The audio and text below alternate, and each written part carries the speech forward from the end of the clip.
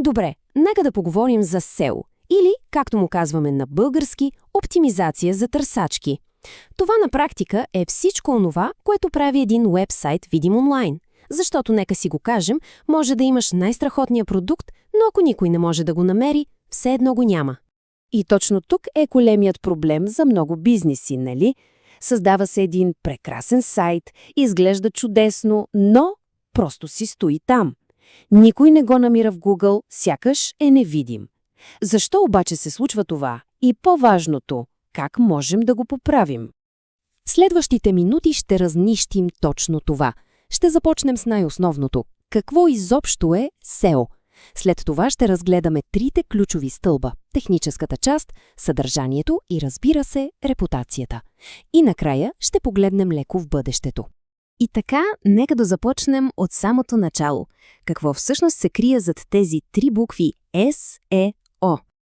Ами, най-просто казано, SEO е съвкупност от техники, с които помагаме на търсачки като Google да разберат за какво се отнася нашият сайт. Колкото по-добре го разберат, толкова по-напред ще го показват в резултатите. Крайната цел е ясна, нали? Повече видимост, повече трафик, повече клиенти.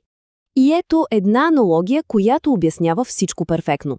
Представете си, че SEO е като строеж на къща. Първо, трябва ни техническа основа. Това са основите, архитектурния план. Без тях всичко се срутва. След това идва on-page частта. Това е съдържанието, интериора, мебелите. И накрая off-page. Това е репутацията на къщата в квартала. Какво говорят съседите за нея? Хайде да започнем с първия стълб – техническата основа. Това е, може би, най-важната част, но е и най-често пренебрегваната. А без здрава основа, както знаем, къща не се строи. Помислете си за едни малки роботчета, които Google изпращат да обикалят интернет нон-стоп. Те се наричат кроулъри. Тяхната работа е да прочетат всеки сайт и да разберат за какво става въпрос във всяка една страница. Нашата задача е да им направим пътя възможно най-лек и ясен. И ето един супер често срещан проблем, който илюстрира това перфектно. Вижте разликата. Когато URL адресът е на кирилица и някой го копира, да речем, във Facebook, той се превръща в ето тази каша от символи. Това е ужасно обкърващо и за хората, и за роботите. Така че златното правило е URL адресите винаги на латиница. Дори да е на така наречената шльокавица, пак е в пъти по-добре. Ето и няколко други фундаментални неща. Освен URL-ите, имената на файловете на снимките трябва да са описателни. Не IMG 123, а червена чанта Valentino JPG. Снимките трябва да са компресирани, защото никой не обича бавно зареждащи сайтове, най-малко пък Google. А тези OG тагове, те пък гарантират, че когато споделите линк, той изглежда добре, с правилната снимка и заглавие. И докато сме на темата за изображенията, има една много, ама много любопитна история, която показва колко са важни те всъщност. Истината е, че Google Images се ражда заради една рокля.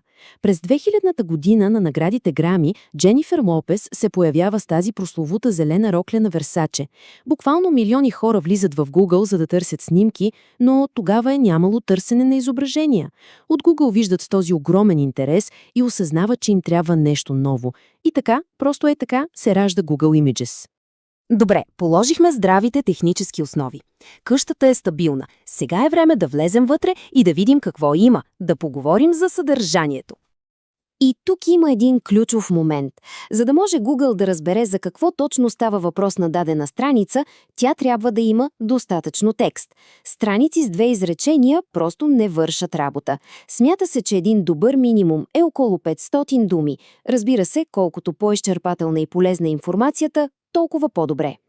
И тук наистина всеки бизнес може да бъде креативен. Ако продаваш фурни, защо да не пишеш рецепти? Хората, които търсят рецепти, може би скоро ще си търсят и фурна. Ако предлагаш автокредити, една статия за това какво означават лампичките на таблото може да е златна.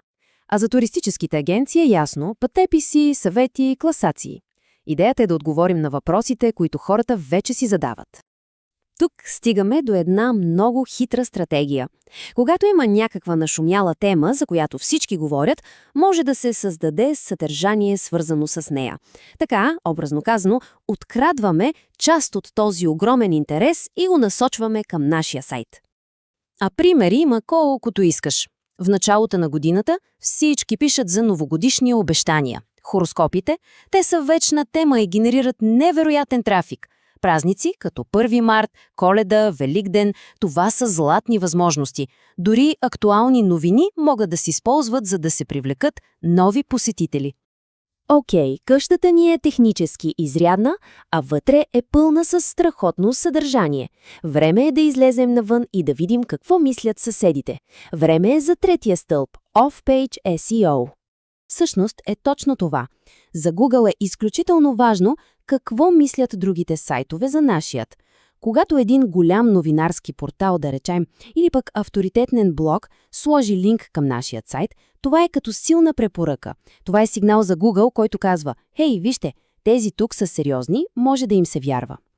И тук е важно да се направи една ключова разлика. Една банерна реклама, която стои една седмица и после изчезва, има много краткотраен ефект. Но една статия, например платена публикация, която остава в този сайт завинаги и съдържа линк към нас, ето това е истински ценно. Това изгражда репутация в дългосрочен план. И така, разгледахме трите стълба, които са валидни днес.